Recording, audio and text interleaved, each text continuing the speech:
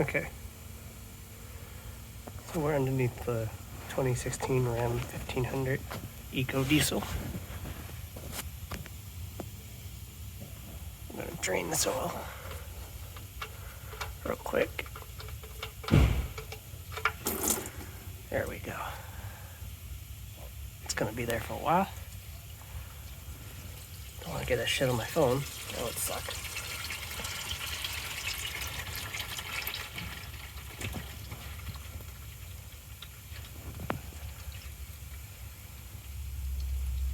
While we're waiting for that. Alright, by the way, this is a 13mm socket. Because every Dodge just about has that socket. There's your oil filter. It's a cartridge filter. It's going to be off to the right side of your oil cap. This is a 27mm. That will be used to get that off.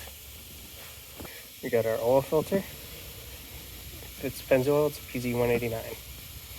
There's a new filter, and you gotta make sure to lube this up with oil before you put it on there, otherwise it'll seize up, or you could cut it when you try to tighten it down. Well, we're gonna put my oil drain plug back on, but that thing is still not done draining. God damn. Huh. Okay, it's a truck, it'll be fine.